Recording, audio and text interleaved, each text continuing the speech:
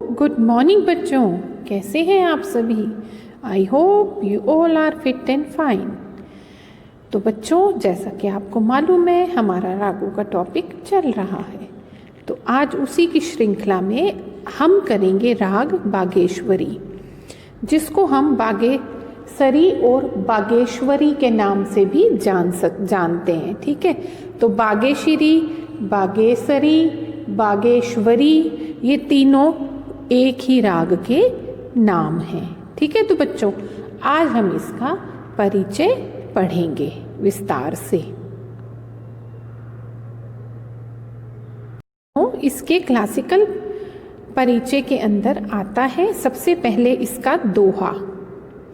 ग नी कोमल संवाद मासा, आरोही रे पहानी, अवरोही पंचम वक्र, करे बागेश्वरी पहचानी। मीन्स इस दोहे का मतलब पढ़ेंगे पहले हम। ग नी कोमल कहने का मतलब ये है, राग बागेश्वरी में ग और नी स्वर कोमल लगते हैं और अन्य सभी स्वर शुद्ध लगते हैं। संवाद म सा मीन्स इसका वादी स्वर म है मध्यम, तथा संवादी स्वर सा है षडज। आरोही रेपा हानि मीन्स इसका कहने का मतलब यह है कि आरोह में रे और प वर्जित स्वर है और अवरोह में सातों स्वर लगते हैं। करे बागेश्वरी पहचानी, यही बागेश्वरी की पहचान है। कहने का मतलब यह है, गानी कोमल है, माँ इसका वादी स्वर है, सा इसका संवादी स्वर है, आरोह में इसके रे और पा वर्जित स्वर है, अवरोह में सातों स्वर लगते हैं, लेकिन अवरोह में पंचम जो प है वो वक्र स्वर की फॉर्म में इस्तेमाल किया जाता है। यही बागेश्वरी की पहचान है। तो बच्चों, ये इसका दोहा हुआ। अब हम इसका राग विवरण देखते हैं। राग विवरण में आता है सबसे पहले थाट, कि किससे ये उत्पन्न हुआ है। तो इस बागेश्वरी का जो थाट है वह काफी थाट है। मीन्स कि यह राग काफी थाट से उत्पन्न माना जाता है। अब आ जाते हैं स्वर। इस राग में ग और नी स्वर कोमल है तथा अन्य सभी स्वर जो हैं वो शुद्ध लगते हैं। इसके बाद इसमें आता है वर्जित स्वर। वर्जित स्वर जिनका प्रयोग नहीं होता, ये आपको मालूम है। इस राग के आरोह में रे और प वर्जित स्वर माने जाते हैं। मीन्स की रे और प आरोह में वर्जित स्वर हैं, लेकिन अवरोह में इसके सातों स्वरों का प्रयोग किया जाता है। तो क्या हुआ, आरोह में दो स्वर कम है तो इसका मतलब ऑडव, और अवरोह में सातों स्वर लग रहे हैं तो इसका मतलब संपूर्ण। तो ये इसकी जाति क्या हुई, ऑडव संपूर्ण, जैसा कि आपको पहचान में आ रहा है। इसके बाद बच्चों इसकी आ जाती है जाति, जैसा कि मैंने अभी आपको बताया है। इस राग के आरोह में रे और पा वर्जित स्वर होते हैं और अवरोह में सातों स्वर लगने की वजह से इसकी जाति औडव संपूर्ण मानी जाती है। मीन्स कि यह औडव संपूर्ण जाति का राग है। इसके बाद आ जाता है वादी स्वर। इसका वादी स्वर मध्यम मा है और संवादी स्वर षडज सा है। ठीक है बच्चों। अंग, यह पूर्वांगवादी राग माना जाता है। मीन्स इसका मा स्वर जो है वादी होने के कारण यह पूर्वांगवादी राग कहलाता है। न्यास के स्वर, जिनको सबसे ज़्यादा स्ट्रेस दिया जाता है, जिन शब्दों को सबसे ज़्यादा स्वरों को आंदोलित किया जाता है, वो न्यास के स्वर होते हैं। तो इसके न्यास के स्वर हुए स, ग, म और ध। ये चारों इसके न्यास के स्वर माने जाते हैं। अब गायन समय, इसका गायन समय रात्रि का दूसरा पहर, द्वितीय पहर माना गया है। ठीक है, इस राग को हम रात के दूसरे पहर में गाते और बजाते हैं।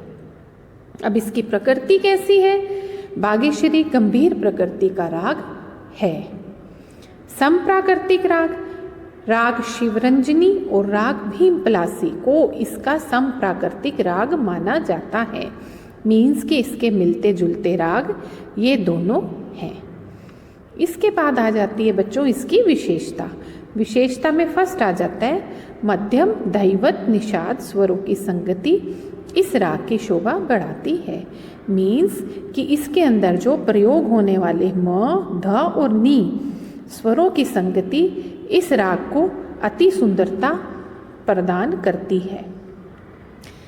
नेक्स्ट है धनाश्री और कान्हड़ा, ठीक, का योग। मीन्स बागेश्वरी में धनाश्री और कान्हड़ा का योग माना जाता है। अवरोह में प स्वर वक्र, मीन्स कि इसके अवरोह में प स्वर को वक्र स्वर के रूप में प्रयोग होता है। मीन्स कहने का मतलब ये बच्चों, राग जो बागेश्वरी है रात्रि के भावों में भाव तथा रस का स्रोत बहाने वाला मधुर राग है। मीन्स कि जो राग बागेश्वरी राग है रात्रि के द्वितीय पहर में गाया जाता है, ये आपने पढ़ा है। तो क्या है, रात्रि के जितने भी हमारे भाव भंगिमाएँ भाव होते हैं, उसके रस होते हैं, उसको मधुरता प्रदान करने वाला राग है। इसके आरोह में पंचम स्वर वर्ज्य है, ठीक है, रे और पा वर्जित स्वर में है आरोह में, इसलिए ओडव है। तो लेकिन अवरोह में पंचम स्वर का प्रयोग वक्रता से करके इसको राग काफी से अलग किया जाता है। कहने का मतलब ये है कि अवरोह में प स्वर को वक्र स्वर की फॉर्म में प्रयोग करके राग कॉफी से इसको अलग किया जाता है, डिफरेंस दिखाया जाता है। इसका कहने का मतलब ये है। नेक्स्ट है, इस राग का स्वर विस्तार तीनों सप्तकों में होता है। मीन्स कि मध्य सप्तक, मध्य सप्तक और तार सप्तक, तीनों सप्तकों में हम इसका प्रयोग करते हैं। इसके बाद आ जाते हैं जाति मतभेद। वही जो अभी पा को लेकर अभी मैंने आपको बताया है। कुछ संगीतज्ञ इस राग में पंचम स्वर बिल्कुल वर्जित मानकर इसे शाडव जाति का राग मानते हैं, ठीक है, लेकिन प्रचार में इसकी जाति ऑडव संपूर्ण ही मानी जाती है। ठीक है, ऑडव संपूर्ण किस लिए कि अवरोह में आरोह में क्या है, प और रे वर्जित है तो ऑडव होगी, 5 स्वर है 7 में से, और इसमें अवरोह में 7 स्वर है इसलिए संपूर्ण है। लेकिन क्या है, कुछ संगीतज्ञ जो है पंचम स्वर को बिल्कुल वर्जित मानते हैं, उसका कि इसका थोड़ा बहुत प्रयोग भी नहीं होना चाहिए, उनका कहने का मतलब ये है। तो इसीलिए शाडव जाति का राग मानते हैं। लेकिन एट प्रेजेंट जो इसकी प्रचार है उसमें इसकी जाति ओडव संपूर्ण ही कही और मानी जाती है। कहने का मतलब ये है। तो आपको पता है मतभेद तो हर किसी में होते रहते हैं, हर चीज़ में आते ही रहते हैं। इसके बाद इसके आते हैं आरोह, अवरोह और पकड़। अब पहले हम इसकी आरोह देखेंगे। सा आरोह में नी सा ग म धा नी सा। अवरोह सा नी धा म पा धा ग म गा रे सा।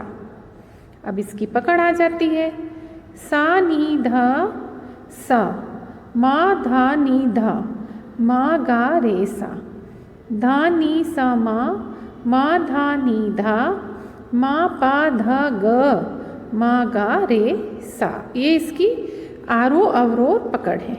ठीक है, अब इसमें आपने पढ़ा था कि ग और नी कोमल स्वर आते हैं, तो आप यहाँ देख रहे हो नी कोमल दिखाया गया है, यहाँ पर भी ग भी। अब आप पकड़ में देख रहे हो नी जो है कोमल स्वर है, कोमल स्वर के नीचे बिंदी लगी हुई है। इट मीन्स ये मंद्र सप्तक का कोमल स्वर है। ठीक है, ऐसे ही यहाँ पे दिया हुआ है मंद्र सप्तक का धा, मंद्र सप्तक का कोमल नी। तो बच्चों ये इसकी आरोह अवरोह पकड़ है। अब हम इसका स्वर विस्तार देखेंगे। आपको पहले भी बताया स्वर विस्तार में आरोह अवरोह और पकड़ की बहुत ज़रूरत होती है। इसी के थ्रू हम अपना स्वर विस्तार आसानी से बना सकते हैं। रहा इसका स्वर विस्तार। फर्स्ट पार्ट जैसे हम स्वर विस्तार का देखते हैं, सा नी सा धा नी सा म ग म रे सा नी धा म धा नी सा। अब बच्चों इस वक्त आप यहाँ पर देख रहे होंगे गा के ऊपर मा स्वर लगाया हुआ है, तो ये क्या है, ये कर्ण स्वर है। ठीक है, कर्ण स्वर होते क्या हैं, किसी स्वर का उच्चारण करते समय उसके आगे या पीछे के स्वर को तनिक छूने या स्पर्श करने को कण कहते हैं। मीन्स कहने का मतलब ये है गाते बजाते समय किसी स्वर का स्पर्श मात्र किया जाए तो उसे कण स्वर कहते हैं। ठीक है, तो इसमें जो माँ है वो गा का कण स्वर है। ठीक है, मूल रूप के बाद कण स्वर बोला जाता है। जैसे यहाँ मूल रूप क्या है, गा है। ठीक है, और इसे हम माँ का कण देंगे तो माँ कण स्वर कहलाएगा। ठीक है, मूल स्वर गा है और माँ इसका कण स्वर है। कण स्वर को स्पर्श स्वर भी कहते हैं। इससे राग में मधुरता तो आती है, लेकिन इसको लगाने के लिए राग गाने में निपुण होना बहुत ज़रूरी होता है, नहीं तो क्या होगा, राग हमारा बिगड़ सकता है। ठीक है बच्चों, तो ये इसके कण स्वर के रूप में है।